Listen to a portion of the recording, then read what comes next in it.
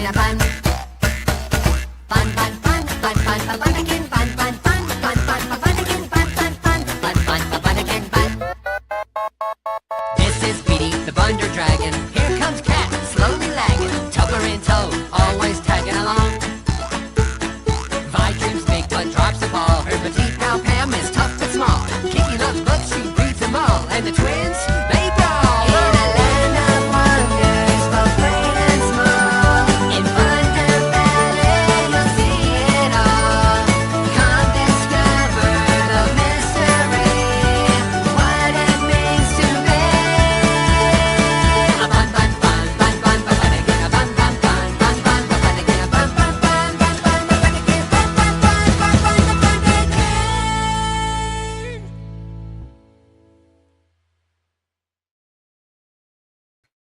Hey, YouTube. It's been 2 weeks since the last Bunderkin Weeklies. Welcome back. I missed you guys. Glad you're still here. You're still following. I see a lot of familiar names in our chat every week, and that feels so great. You guys are so committed. Thank you so much. But as always, remember to share Bunderkin with your friends and family. We got to get our social numbers up. And with me today, we have Andy, the tech artist. Hey guys. And John. Hello. Visitive artist. Yeah, I saw one question came up right away, which was who is the handsome character in the video thumbnail? And I'm just gonna I wanted to answer that question before we get into it, guys, because it's a mystery. It's this guy. This is Windsor. Now, Windsor is one of the many denizens of Bunder Hollow. He also has a very important job, a very well-to-do job in Bunder Hollow. I'm not going to get into the details of it because honestly, I don't want to tip every hand we have. But yeah, he's a really great character. He's not a child. He's kind of I don't know. I think he's like a 25-year-old aura, and yeah, he is a reoccurring character in all the seasons of Bunderkin. But yes, he has to do with, let's just say his job has a lot to do with Bunder Hollow as a whole. And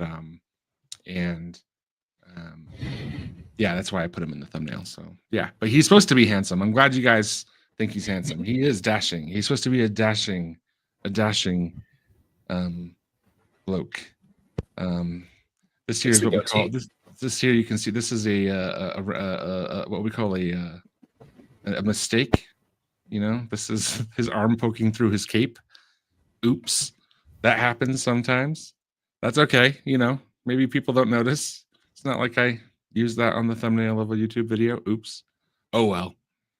But yeah, that's yeah, Windsor, Windsor. And yeah. Is there anything else I can say about Windsor, John, that I don't, without tipping anything? No, he's just one of the reoccurring side characters that you'll see off and on. Yeah. There's a few of them you see at the end of that intro with the main cast. Yes. Yeah, man, I say this every week, but watching that intro gets more and more painful for me because it's just so out of date. And there's so much we're doing right now to thrust Bunderkin into the next century, into the next 2025 year. You know, we're updating the style. We're doing a lot of design and environment design. Let me start also the live stream by just giving an update on auditions. So I don't know if I shared this, but the final number of auditions that we received when adding up our public social media auditions, which was I think 12,000 something, plus the auditions sent on castingcall.club, plus the auditions on backstage.com, we got to a whopping 21,000 auditions. Auditions have been closed since the end of February. I've listened to about 17,000 auditions, maybe about 16,000, because I think Sam actually listened to about 1,000 of them on her own. And yeah, I am no closer to making any final decisions. We have, well, I say that, but we have actually taken 6 to 10 candidates that we're going to be contacting in April for the roles. And honestly, we're going to be doing kind of a round 2 of auditions with those particular people for each role, just to make sure they're a good fit. Yeah, but that's the update for auditions. So it's still going strong. It's still only auditions for the pilot, so it's the pilot only. Yeah. Am I forgetting anything? I think that's it. Cool. Big Z says he can. You could recite the. Yeah, I can definitely recite the casting call lines by now. It's actually kind of, when you listen to that many auditions. And I wish I could kind of share them on here, but you know, it's personal. I always think of every audition as being kind of private. But man, like when you're getting into it and you're listening and listening and listening, you don't listen to the full 45 seconds of each audition. That would take weeks of. That would just take forever. You listen to about 5 to 8 seconds of each audition. On a few, I would listen to about 2 seconds. Just because I'm like, nope, you know, not the right voice. But it's interesting how the lines of the dialogue. I don't like any of the written lines. I chose those lines because I love them. That's why I wanted people to audition with them. But by the end of it, it's like, oh, I hate these lines. I'm so tired of this. Like seriously, like one of them, like Beatty's is, what is Beatty's? How does it start? Isn't the monologue to Kathy about how he's going to leave this place behind? Yeah, it is, and it's the I can do anything I want, right? Yeah. And you know, that's the first line. I can do anything I want. You know, and then he kind of starts bragging. But then when you have a bunch of people saying that line, I can do whatever I want, and they say it so confidently, but all I want from them is to sound like Beatty, and then I just start getting mad. I'm like, no, that's you can't do it all. You can't do all that you want at all.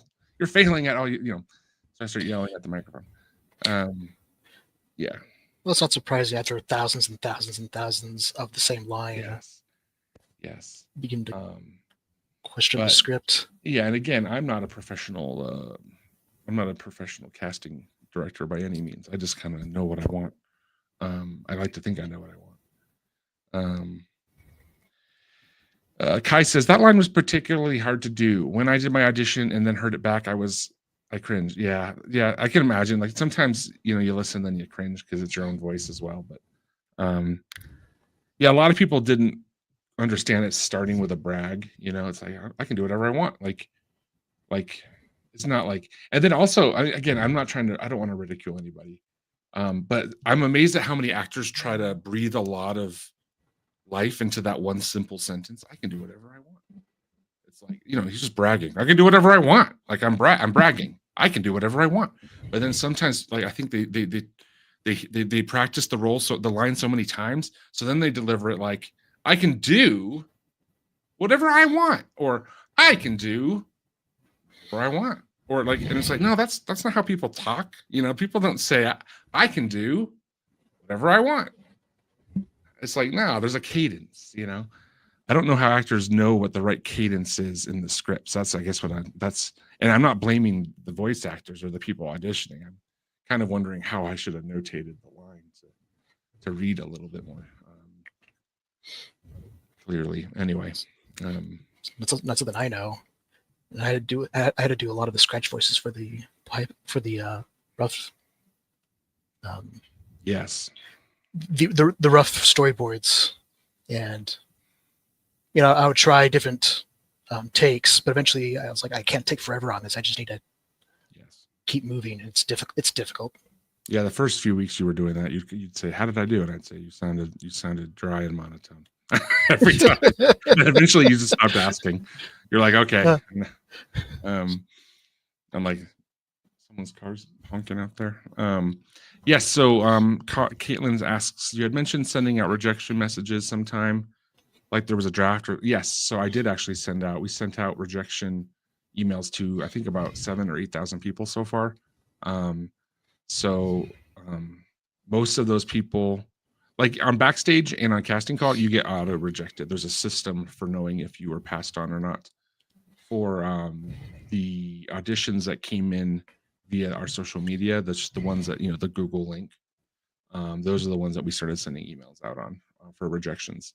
So I think I still have about, I'm caught up on Backstage. I'm caught up on Casting Call, and I still have a few more thousand. I have like 1 or 2 more thousand auditions to listen to for Fry and Boyle, and for Kip and Marv and Mayor Bunsen. On anyway, that's an update with where we're at with that. So today, I don't have any fancy slides or anything, but today we're going to be talking about. Now, we've already had one live stream about designing Bunder Hollow, and that one really focused on the tree itself, designing a home for thousands of people, how a city can be inside of a tree. And also, I think we spoke a lot about the clarifying Bunder Valley versus Bunder Hollow. Bunder Valley is the valley that the Bunder can live in. It's a large circular valley with a really long, tall, steep, sheer wall. And then there's Bunder Hollow, which is the city of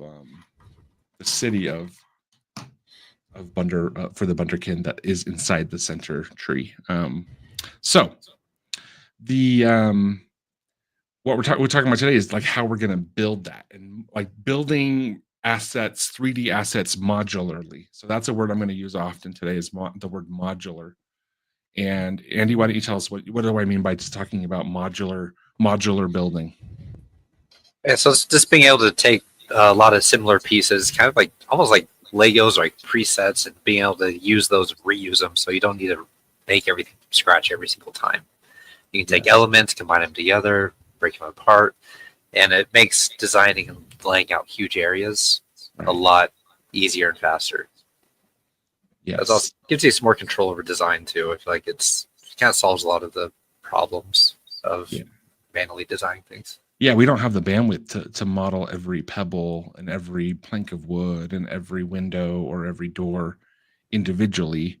We have to design a system for door design, so we can kind of swap things out and add variety to the city. And again, we're talking about Bunder Valley. I don't know how many thousands of inhabitants there are, somewhere around under 10,000. It's just it's really tricky to. And again, our systems, our city doesn't look like New York City. Our city looks like very unique and bespoke. So it's tricky for us to kind of we have to kind of be very planned about how we design windows, doors, drain pipes. Give me some examples, John. What else? We made a list of things. Tables, signs. Yes. So we're gonna. This is what we're gonna talk about today. Is mailboxes. Yes, exactly. Roofs, chimneys. Yes, chimneys. Yes. I still call it chimneys. I know. I always tease John because he pronounces chimney with an extra syllable, like the Mary Poppins song. He says chimney. And they're not chimneys, John. Santa doesn't come down the chimney. He comes down. Maybe in this world they are chimneys, because this is. That's true. I could be talked into that. That sounds like a good level of lore. Also, I know how to. Also, chimney is easier to spell, but every time I try to spell chimney, I'm like, why or is it IE? Or like, right. Let me share a slide here, and then we'll this is kind of gonna hopefully answer the modular question about what we're talking about. So this is John's. I think I showed this actually 2 weeks ago, just as a brief. A few of these. Yes. And all of this, I think most of this artwork that we're looking at today is from the last 2 months. For the most part. So this is kind of modular residential doors, and this is what we're talking about. And you can see here that all of these doors have the same kind of size spec. So they're all the same width, standard height. But then they have a different variety of entryway treatments that make them feel unique, right? And then maybe after we 3D model each of these things, we then can use and mix and match all of these elements to make not just 6 doors or 5 doors, but we can get 25 doors or After I said this to you, I remember seeing in your office you had a set of rows of doors. You had like 4 columns and like 6 rows, and like the columns were like different door shapes, and Oh yes, the yeah. rows Let me show were you. Let me show you. different Yeah. frames, and just from that, from like 4 and 6, that's like 20. That's 24. Plenty Yes. of doors. Right, and that was just the door. So yeah, let me show you what I'm talking about here. I'm opening up a file. Sorry, guys. We're going to talk about what this is in a second. But, kind of tipping. Yeah, so we had this file. Oh yeah, this is it. Check this out. So, oh, I think I collapsed these. Let's see. So These should be all spread out like dominoes. yeah, these were spread out exactly. So okay, so this is a group of so this style of doors is a square door with round edges, right? And then you can see here I have to go through and make all the varieties of that door. Actually that one is that's a squared. So yeah, you start getting kind of we call it like a matrix. You get like a matrix of different options, like a table array or columns and rows of different styles of doors. And I think what I ended up with is there's 4 basic door types. There's this one's the rounded door with the rounded top, and then we have the rectangular door with the beveled or the beveled corners, chamfered corners. And then we have this one, which is a little more shallow, kind of a mix between this. Yeah. So this is where all of a sudden things start getting really hairy, because once you start, again, all of these doors have to support different types of windows.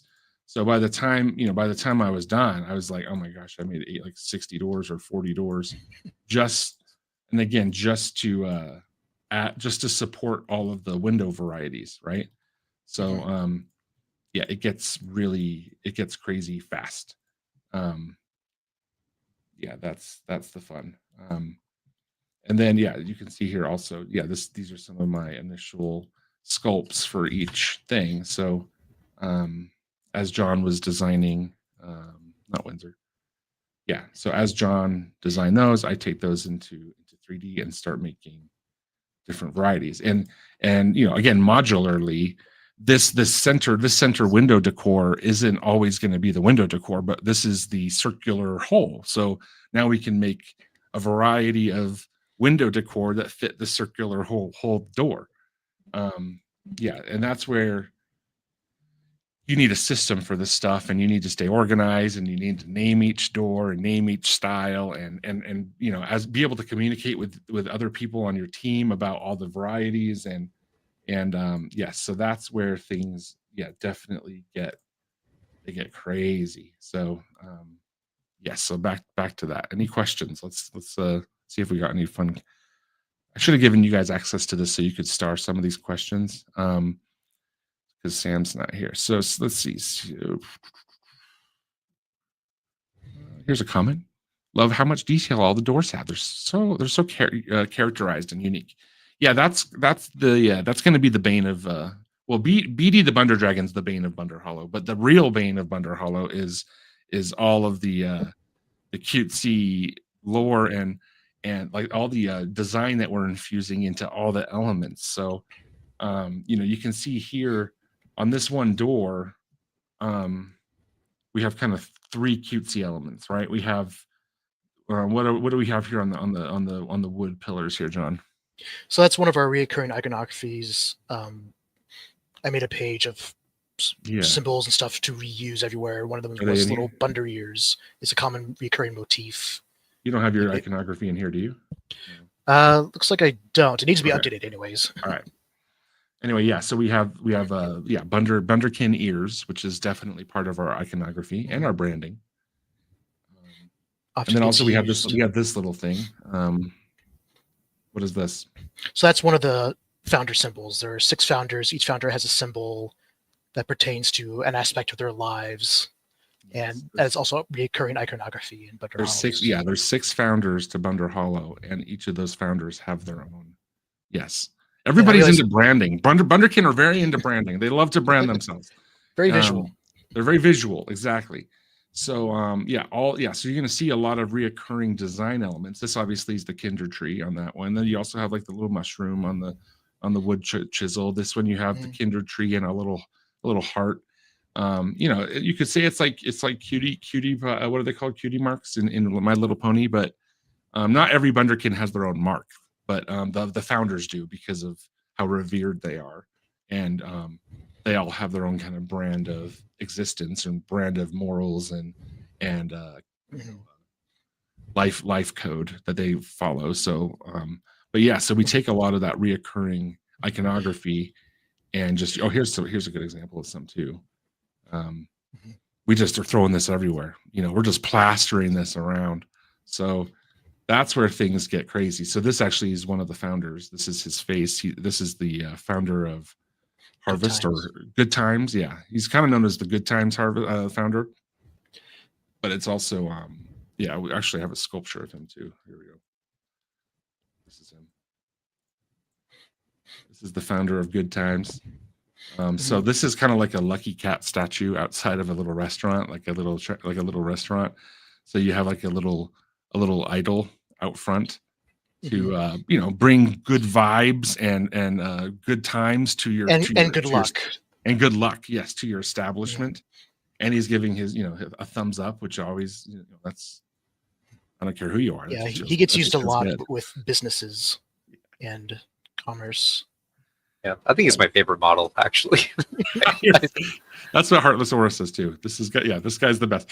He's definitely one of the more memorable founders because he's just so jovial. And again, his smile is just huge, and it's just like whatever. Tell me your story, sir. Right? Yeah, and I've got all the founders. He's probably one of the more popular ones. Yes, because he's Good Time. He's the founder of Good Times. I mean, of course, he's going to be popular. He's too happy. Yes. Yes, exactly. And then we have let's get back to and then we have, this is another founder. Who's this, John? That's the Guardian. She has to do with like safety, the home, hearth. His symbol is the campfire symbol, which we saw earlier. I realized it was just a little scribble, but we have another page where this one. Yeah, where here's just a scribble, but I can do that because we have a page where I have these symbols drawn out where Steve can look at.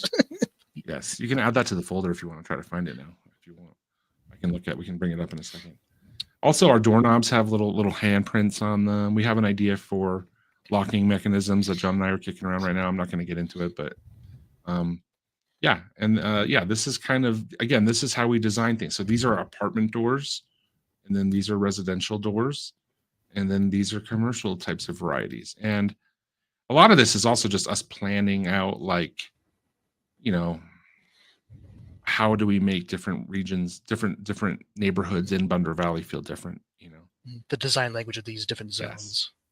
Yes. So out here, yes, right. Tell us about these, John. So these are also residential, but they're not in the city. This is more in the outside portion. It's more suburban, so it's a lot more rounder shapes, a lot softer looking in that regard, and a lot more cozier, I guess would be a good word for it. Yes, these are a little more hobbity as well. Yes. And these are like in the small homes outside in the suburbs of Bunder Hollow. Yes. And then we have these ones. These are like ancient doors. These are older doors that you might see in some of the older city areas.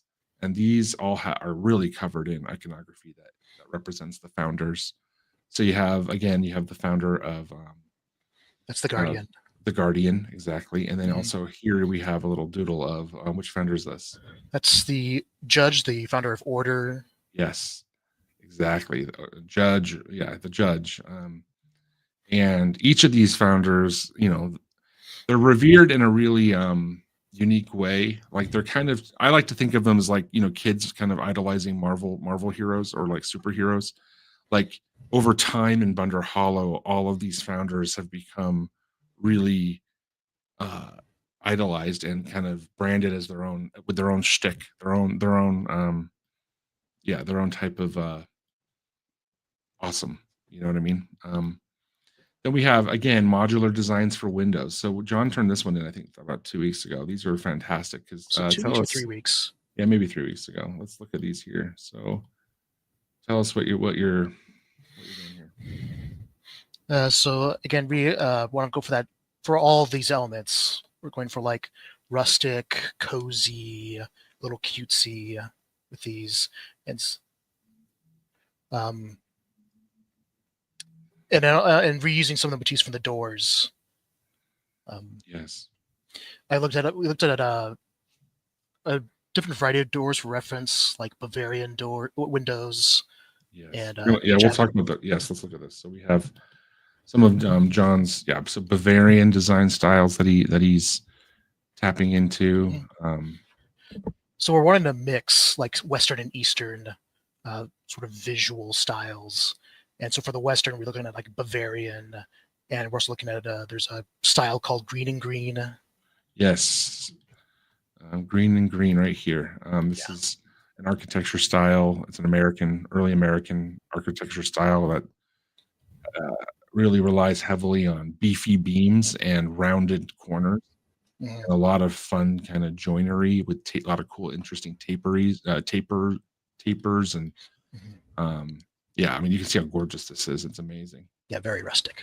Yeah, it's rustic, but it's also like super polished. Like, with rustic, you don't, I think of rough edges when I hear rustic. This is not that. This is very soft and like safe, Yes, but these are just references that we're tying into. Yes, so let's see. Back to Windows. So yeah, you have the cutesy ones that I feel very Bavarian, from like Beauty and the Beast or Pinocchio or German in some way. But then we also have some interesting kind of. Yeah, also looking at some Eastern influences like Japanese and Chinese. Yes, that's what these feel like to me, right? Yes, they had in Japan. They had these cool windows where they have like these walls of panels, and you basically just like open them out, and that becomes the window. Everybody in the chat's really enamored with the founders, and I love that you guys love that, because that's a big part of the show. Is kind of uncovering a lot of the past of what the founders, who they were and what they did. And yes, like they're almost like Japanese gods or Chinese gods. We looked a lot at Risa. We actually we interviewed Risa a little bit for reference for how Buddhist and Shinto religions in Japan pray and how they revere. They don't pray to a particular God, but they pray for vibes, right? They pray for energy, like energies, and very specific kinds of happenings that they want to occur in their life, right? It's a lot more buffet style prayer. Like, it's a lot more like pick and choose kind of what you want. And there's different kind of temples and shrines that are dedicated. And again, I'm not a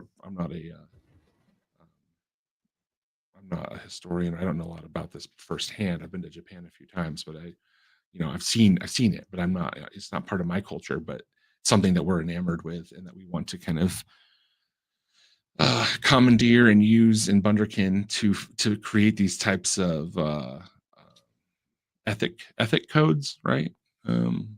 Yeah. Develop the culture of this city. It all starts somewhere. Amanda says it really is amazing just how much detail goes into the base of a show and just how much research that goes just beyond drawings. Yes, we're doing a lot of research, I'll tell you that. And yeah, it's like, our creation curve for the show is very much like, it's like we're like crescendoing now. We're starting to kind of go up, like we're like, oh, we know what it is now. But the first few years was very like, try this, try that, try this, try that. What do we want to do? How are we going to do that? Anyway. I think a couple streams ago, someone asked me how much direction I get when I start drawing, and I mentioned shotgunning. That happened where I just try different ideas. That happens a lot less now, because now we have like a better idea what this world is and what we're actually going for. Yes. I don't do as much. I don't sever or destroy as many ideas as I used to from you. Like now I'm more pruning. I prune your ideas. Yeah. I don't really. I don't go for the gullet. And then going back to the windows, there was another window that I researched. So in Japan, they have these. I think they're called shoji windows. Is that these? Yes, where they're instead of glass, they have rice paper. But I'm not and not necessarily using rice paper for these windows here, but what I liked about the windows is that they would have these panels going across these windows that looked very distinct that you normally don't see in like Western type windows. So I wanted to incorporate some of that with the more residential style windows. So you have these panels of wood that kind of go across the window pane. And that was I love it. I think these are some of my favorite ones that you've done. I think they're just very, they feel very cozy, but also new age. You know what I mean? So it's like it's kind of a nice mix. But then we have windows here for small barred, alleyway, rooftop windows, or this would also be used for like a, at the base of the sidewalk for a basement kind of access window. Yeah, and again from this. Once we kind of get all of these modeled out, we start then being able to swap and share parts across them all. And then you get a lot of free creation. Yeah. And then when I draw a new scene or a new section of environment, I can then pull from these and let's put this one here and put that there. And that was the okay. Yeah. I think when you, I was trying to think of ideas that I threw out. Like I think I asked you to design some tables, and you just gave me like a really basic table. And what is this? 4 legs. 4 legs on a. You just created like a basic table. It was like what Bunderkin tables are. What? It was the very start of the list, and I just switched over something else, and I hadn't gotten to the groove yet. So that it was like IKEA stuff. I'll say that in my defense. It was bad. So then you So then I kind of just have to slap you a little bit and say, no. Like make them more unique. Like, the table end should look like the Kinder tree. And then, and I showed you a little bit more joinery from that green movement. And, yeah, that's when we got into started researching like the variant stuff. Yeah. So then we get stuff like this, which is much more unique to the world. And again, this is all kind of part of that modular mindset, which is like, design, we can use this base with this top, or we could use this base with this top, and you start to kind of see how we can then as artists and 3D artists can start mixing and matching stuff to create a whole world. So it feels filled with variety. Chairs, exactly. This is the same kind of stuff. Like technically these are all the same chair on the seat and the legs, but it's the backing.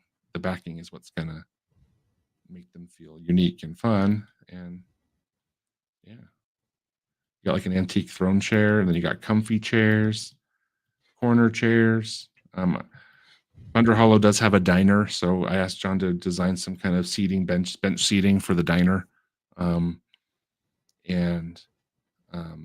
That's where, like, sometimes when people hear things like, what, Bunder Hollow has a diner? Like, I thought it was like medieval. It's like contemporary. It's very, again, it's supposed to mimic our world, so there's a lot of different fusions of ideas. But again, John's drawn all of this like in the last month and a half, 2 months maybe. He's just been head down. And we should also talk about a little bit about this design treatment that you're doing, John, because this is the one that you started doing this with the outlines and the white and the basic kind of light purple shading. I love it. I just want to say I love it. Everybody loves it. As an artist, it's fantastic. As a 3D artist, it's great because you're showing the structure and the volume, and I'm not having to worry about darknesses and shadows and colors and all that stuff. It's very cool.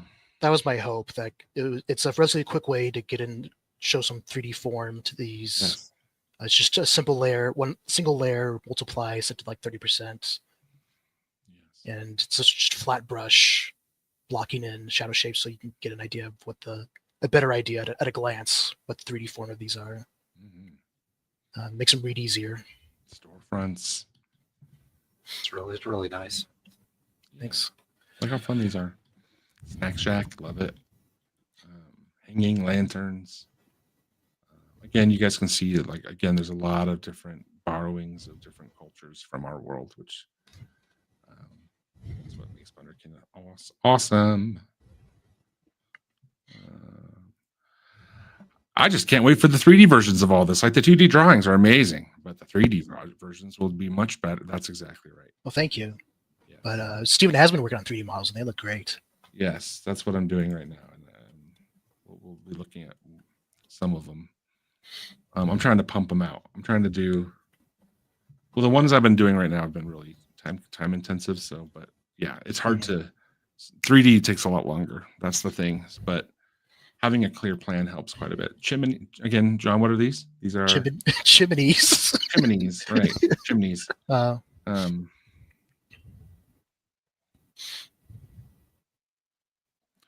Natalie wants to know. So they hunt for their food to serve at the restaurants. There's a base. There's a commerce in Bunderkin. There's, they don't eat. Man, what hill am I gonna die on here?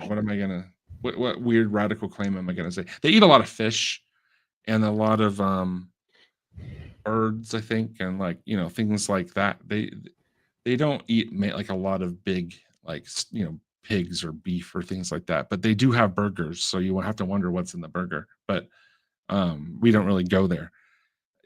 But yes, it's very much similar to kind of our world, which is that there's food and there's commercial places to get food. In fact, on to here, you got menus of, you got noodles, you got all the things. And yeah, you got, I love these. These are some shop posts for, this is a barber. And then we got a pet shop, right? It's Yep. like a really chubby frog. And this will be probably made out of wood, but kind of badly painted, right? Mm-hmm. That's what I was thinking. Yeah. Jams and jellies and spices and herbs and shaker. Oh, I love those shakers. Look at that. Those are fantastic. Yeah. Salt and pepper shakers, that kind of stuff. Then we have some billboard islands. Yeah, so that's the one I can show you that. That's the one I've been working on here. I'm working on actually two of them. You can see these two here. And oh my gosh. So you can see here, this is the 3D model of that. And there's a lot of details. And it's already kind of been textured. This is actually the rough. I can show you that. This is the nicer looking one. This will look a lot higher res. You can see kind of how you got a little anti-BD sticker there. No BDs allowed around here. And yeah, again, just lore and, and all these little charms that they hang on here. Again, a lot of these, some of them are for advertisements for shops, and some of them are more kind of founder, religious, cultural beliefs. This one's, what does this sign mean here? The C. Oh, that's being certified. Right. The products at the Bunder Hollow souvenir store are Mayor Bunsen certified. So yeah, particularly if it's founder related stuff, yes, keeps a tight lid on that. Like founders merch. I did these two sides because these were the sides that John had drawn. You can see there's definitely artistic liberties. I'm adding a little bit more detail to the painting and the rooftop and how the paint peels on top. But the overall the gist is there, right? It should feel pretty close to what John envisioned. And fantastic. Yeah, thank you. I think that one was really fun. And then this one's a lot bigger. And yeah, this one also is going to be covered with advertisements. And both of these used to be old stone columns that used to be used for other things, but in current day have been recommandeered as ad billboards. Right. And then this is a funny example of the third dimension. So John draws this too, and then I finish this, and then I said after I finished, I'm like, what are we doing here? Like, what's on the other side? So I had to do another drawing. And he was like, and I was like, I actually suggested, I'm like, can we do like a drinking fountain coming out the back? And that's so then he the next morning he has this for me, which is the other side. So we got two more advertisements for mats and pillows and books. And then we also have kind of like a well or like a natural running fountain. Mm-hmm. The other thing that's really fun about this is this shows some of the layering of Bunder Hollow in general. Like we have like an old ancient stone well like this. Like this will all be made out of chiseled stone with like the water coming out of it. But then we also have like a little convenient pipe going in, which shows a little bit of like a patchwork fix. Maybe somebody fixed something or a drainage issue. But then also you can see that this pillar over time was turned into like just a billboard for a bunch of businesses. and you have to kind of wonder, like, well, what is that rectangular pillar even originally for? Like, what is that? And that's kind of, again, part of the world building of Bunderkin, which is that, you know, they're scavengers. Bunderkin are scavengers by heart, and they've survived many years. And yeah, a lot of old things get, you know, as things do in our life, as you know, old things eventually get forgotten or covered up by new things, right? A lot of lost secrets, like some mundane, some maybe not so mundane. Yeah. But Yeah. But that's kind of a theme. That's a reoccurring theme for sure. In fact, you can see here John was kind of drawing, like, you know, maybe behind these billboards there's like old statues or old founder statues or whatever is behind there. So, but then they've been over time kind of boarded up, and people then use this as a bulletin board. So, and this is like, again, as someone mentioned in the comments, we're breathing in a lot of character into our environment design. That's what makes it fun. Anyway, good stuff there, John. And then we have, oh yeah, I think I showed this last week or 2 weeks ago. This is some rooftops for some of the businesses. Again, a lot of bigger than life iconography. Meatball grill, love that. I've never been to a meatball grill, but it makes me want to go. Yes, and then we have, let's move over here. Whew. Oh, I think this is right. This is from today, isn't it? It's fresh off the press. Fresh off the press, guys.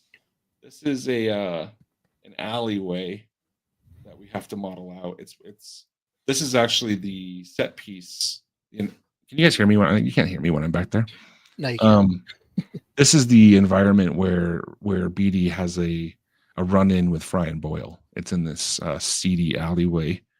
And yeah, this is, again, part of just the environment design planning. Now, yeah, do we have the luxury of having John draw every alley and street inside of all of Bunder Hollow? No, I wish we did, because it would be fantastic. But this, again, just from him creating this one alleyway as an example, we can then derive as 3D artists, like what other alleyways look like. You can see already like reoccurring usages of doors right there. You can see this kind of fancy. What is this again, John? This is like, it looks like an udder. It's not a cow udder. It's a. No, it's reusing symbols that's used in the Kinder tree. If you bring up I uploaded the iconography page. Oh, you did? Folder, yeah. Is it in the folder? It's in the folder called Second. iconography. Again, this was like the first pass of iconography ideas. Showing everybody my folder structure. That's not cool. Let's see. It's in. John, where is it? Is it in social? Is it in? Oh wait, actually, I better go back to the that drawing I did of the stone column with the fountain. You'll see it there. Oh, you shared it in Slack?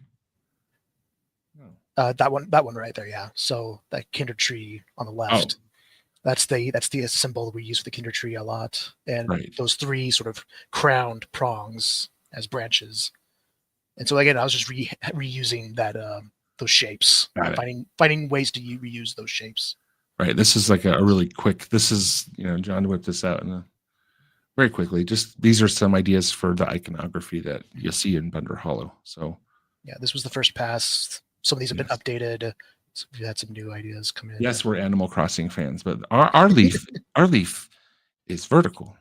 Well, this was like a few ideas of like, I was like, yes, we didn't want to just copy Animal Crossing, so I was trying a few leaves, and then I think we landed on that middle one on the right with the ears. This one. Yes, I think that's the leaf we landed on. Yes, I've been using around. Yeah, I joke. A Bunder leaf. Is that another like locked wall? Oh no. Yeah. So let me show you that. So this is actually John had like a really cute idea for an apartment building here with a bunch of mailboxes, and I said that's not gross enough for this neighborhood. So this is going to be like a psychic, not a sidekick, a psychic, like yes. A fortune teller, like a kind of a seedy old fortune teller con artist that works there. So this is kind of her palm reading hand. You know what I mean? That's with the crystal ball. Question for the team. Do you guys have any updated art that's like computer background size? Oh, that's a good question. Maybe we should release some of that. That'd be fun. Maybe I'll you know what, Kai, I'll add that to our website. I'll add some downloadable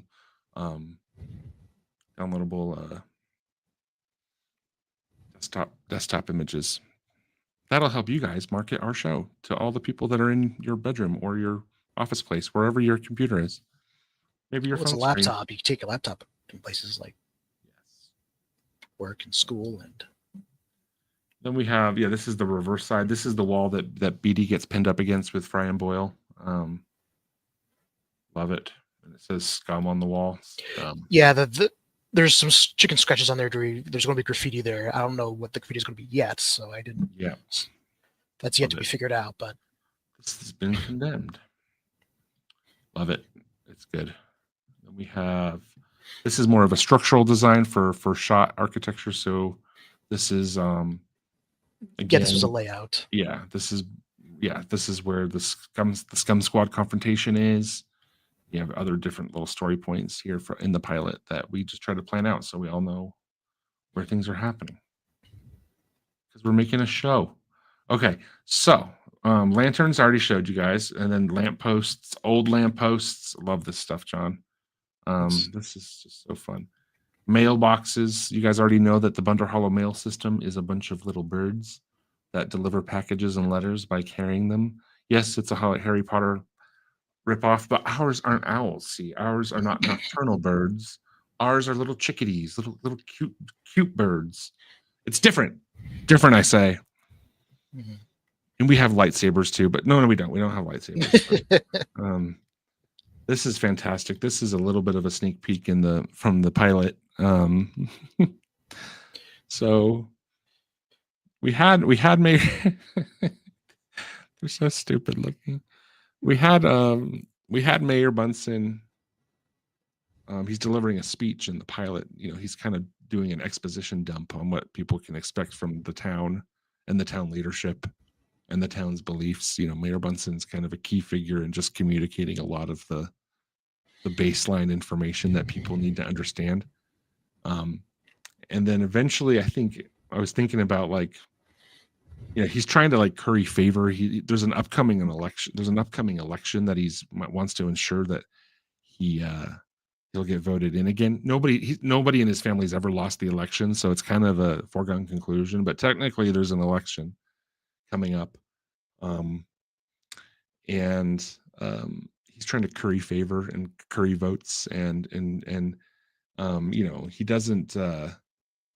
Like every politician, he just makes a lot of promises and doesn't deliver. And I had this idea where behind him in the script I wrote that the founders, he's trying to curry favor with the people. So he's like, oh, I'm friends with the founders. So he has these mascots of the founders, these large mascots behind his political rally that people can take photos with or whatever, and just meet and greet kind of with, hey, meet your favorite founder. And so we have the four of them there. We got the founder of Good Times, and he's got his eye holes there and it's just these are giant. The funny thing about these as well is that they're huge, so they're really scary looking. They're kind of like the little kids are like, oh my gosh, they're not that friendly. Kind of what's that popular video game called? Five Nights at Freddy's. Five Nights at Freddy's. Yeah, just a little bit, just something's off with these guys. So you got the mayor, you got the founder of Good Times, you got the guardian, and then you have the what's this guy's name? The Content. Yeah, the Content. We need a better name for him. Right now we're calling him the Content. Right now the Content, yeah, but he's about bliss, ignorance. Yes. It's the vibe of don't check your bank account. It's just better not to. Don't ask questions, man. There's napping stations around town that has a lot of his iconography. We just need to go get a nap, take a nap. Yes, I think this guy's going to be the source of a lot of Bunderkin idioms or sayings that are just completely nonsensical. A bird in the hand is worth two in the bush. Those kind of things. Except the Bunderkin equivalent would be don't count your birds, and you'll never, you'll never know how many you have, or things like that. How many you've lost. You'll never not have a bird if you don't count the bird. If you don't count your birds. And then the judge or the judge. Yes. He's more of like a wrestler. He's huge. So you have then down at the bottom you have the Bunderkin that are actually costuming them. These are their feet, so they're all anyway, it's very funny. Yes, so that's that. And then we have this is design again, set design for the pilot. A lot of these drawings that John does helps us establish budget for the show. When we're making an asset list of doors, windows, stages, fountains, plant stores, meatball grills, we have to kind of come up with how long it's going to take us to make each set piece, and then we can associate a certain amount of time and dollars and artists to each task. And that's what this is. So these types of drawings are really instrumental in us being able to kind of gauge a budget for the sequence or the pilot as a whole. Good stuff. And actually, this is a new set piece as well. This, what do I want to say about this? Right now, the opening sequence, and I think it's going to stay because I love it so much. The opening sequence of Bunderkin is a montage of kind of a day in the life of Bunder Hollow. It's kind of our bonjour song. You know what I mean? It's not a song though. Well, there is music, but it's not like a custom thing. Not lyrical. It's not lyrical exactly, but this is kind of the set piece for a lot of that montage. So John's, taking a lot of the things that he drew elsewhere, those close-ups, and then he's now knitted it together to create this is actually quite a small quadrant of Bunder Hollow. This is really just the it's kind of what were we calling it, John? This is the lower level. Yeah, it's like the promenade. It's something we're going to have a name for it. You can see actually the taverns right there. You can see the 3D model roughly right there, and the entrance to Bunder Hollow is right here. So this is just like a marketplace or a promenade of some kind. This was like us figuring out layouts of this lower level. Like, where's the open air market stalls? Where's the older building market bits? Yes. And those are thumbnail shots from that intro Stephen mentioned. Just trying to place them. Like, where are these? I felt very strong. I mean, one day, we're going to show you guys our storyboards for this montage sometime soon. And I felt very strongly that there should be a funeral procession at the start of the show, just because to me it's all about establishing stakes, especially in a kids show, and acknowledging that people die is a part of subtly establishing the stakes of the rules for your kids show, for your mystery adventure show. You have to show that there's an alternative to living. That's how you can get people's blood boiling. And it's kind of like an opposite. It's my own I'm not saying I coined this or anything. I probably got this from somewhere else, to be honest, because I read a lot and I watch a lot of film and TV show creation content, but it's kind of like my Save the Cat kind of paradigm, which is instead of, that's a common idiom for you curry favor with your audience by having your hero save a cat in the first act of the film, or just so your audience knows that deep down your character cares. So you could have a smuggler with a heart of gold because you establish that Han Solo does do kind things for people, in addition to being a cutthroat, right? Yeah, Aladdin does this when he gives the bread to the orphans. Right. Right after the chase scene. What I'm saying here is this is my own version of that type of rule, which is I'm trying to establish life and death in a really subtle way in the first act. So we're setting the rules and the ground rules for fear. So when Beatty and Kathy are afraid for their lives, that there's an actual, you've seen the alternative to living in the show. And again, when you're establishing a whole new creative world, like, you know, all those types of things, sometimes when you walk into a movie or a TV show you don't know anything about, you feel a little bit lost of like, what's the tone here? What is this tone? What can I expect from this thing?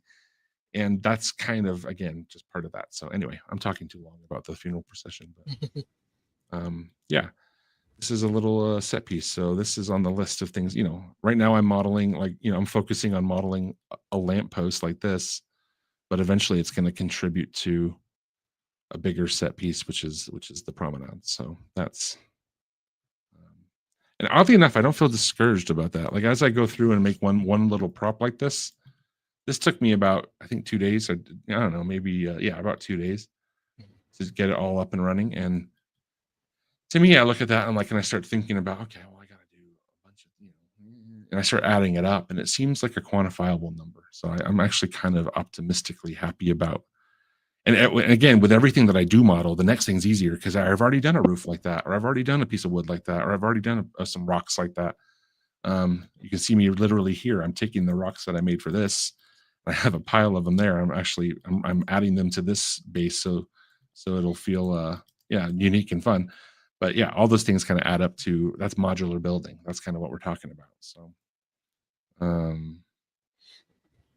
yes, that's what else do we got here? We got references from some Studio Ghibli films. Oh, so this was some homework I did over a weekend. I watched Kiki's Delivery Service because I hadn't watched it in like 10 or 15 years. And I was just looking for interesting this was for that intro, looking for interesting camera angles, slices of life type stuff. Yes.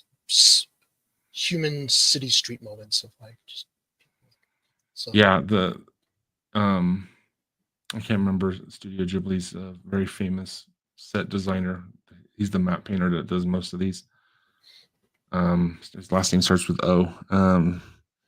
But yeah, you can see all the love and all the details he puts into these. That, you know, this shot is only made for one shot in the entire film. You know what I mean? So, like the fact that they painted this so permanently just for one shot is so awesome. But then, you know, again, you see all the details and the world feels so real. And when you think about Kiki's Delivery Service, you don't think about the environments being so naturalistic and real. You really just think about the flat characters and kind of just like genuine vibes.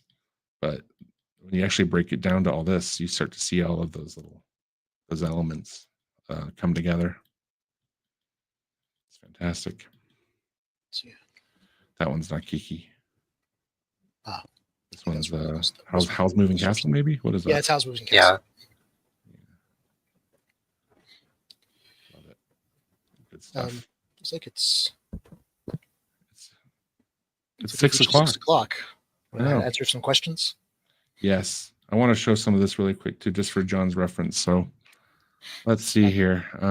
This was also for the intro. Yes. Looking at a different references for the various shops that appear in the intro. That Yes. so that first minute where you're just seeing the daily life of Bunder Hollow. Yes. Again, borrowing from all the cultures of our world to create a really unique mismatch of cultures here. I love this one from Kiki. That looks so fun. I like this too. On the snack shop, John, we should do a jar of something like this. Mm-hmm. I like that I don't know what those are. Are those cookies? Probably some kind of churro, maybe. Yeah. Maybe. Great reference. Let's give a shout out to PureRef, which is the name of this reference software. It literally just lets you create your own canvas of high resolution images. And yeah, you just copy and paste. You just copy and paste. Yeah, you can just move them around, do whatever you want. Mm-hmm. So good. It's so good. Yes. This is how you build a city. This is what we're doing. So yeah, and again, eventually all of that becomes 3-dimensionalized, and yeah, this one actually finds its way into a. I'm going to show you guys what this particular tower is from, and then we'll answer questions. Let's see. I'll bring open the Tales from Bunder Hollow. I'm not going to play this. Here's the shot. So this is the rough thumbnail of a shot in the montage, and you can see here this tower here on the right of it's a bulletin board tower, and that's where the idea of that was born in that thumbnail. Yes. So as we make a we put this into a composition. We'll get that to be about, it'll rest like that in the shot, like this. You'll see people walking by down there, and we'll never see this tower again. And all that work was for nothing. Just kidding. We'll see this tower again and again. It's one we want to reuse frequently throughout town. The beautiful thing about 3D is you can just hit duplicate, and you just duplicate everything over and over and over. And eventually it makes you have your own city. That's the advantage. All right. Yeah, but that's that. So let's answer some questions. Jay Brick says, on casting call, it will tell you if you go. This isn't a question. This is a statement. Jay Brick is answering people's questions for us. Thank you, Jay Brick. They look like onion rings, says Gumball. Yep. And then we have, how can you tell if you were dismissed in casting call? I don't know. I've never been dismissed in casting call. That's my answer. All I know is I hit the thumbs down icon on someone's audition, which I think is pretty binary. If you ask me, thumbs up, thumbs down, but whatever. It's a little over, scale of 1 to 10 might be better. But I think you get some kind of response saying you've been, I'm going to use the R word, rejected, I guess. Just curious, what do you guys think when do you guys think you'll be done with going through all those auditions? Again, I've gone through all of the BD, Kiki, and Boba Tea Yoga auditions. So if you are holding your breath for any of those, I've gone through them all, and I have primary selectives for Kiki and Boba Tea Yoga. I'm still kind of going back and forth on our BD. But you should have already been rejected for those roles if you through some mechanism automatically. So let's see other questions. Like a Robin Hood rule, almost. You're right. Save the cat, right? Exactly. Like it's like a Heart of Gold kind of. Yeah. How do you teach your audience who Robin Hood is in the first act? You have to tell them that yes, he steals stuff, but also he has redeeming qualities, right? There's let's see. Okay, and I saw the word Gravity Falls, so I'm definitely going to insta read this comment. Similar to Gravity Falls in the sense that it's a kid's show, but it's not afraid to get really dark within its own limits to push the story. Yes. And Jay Breaks he likes seeing all this come together. Other questions? Let's see. Anthony's been lobbying for napping stations for years. Ooh, I like the idea of napping stations. That might be something. Again, one of our founders is very sleepy time guy. So, yes, there will be napping stations around Bunder Hollow where you just you pay a couple coins for a ticket and you nap for. Yeah, it's very important to remember that Bunderkin are very.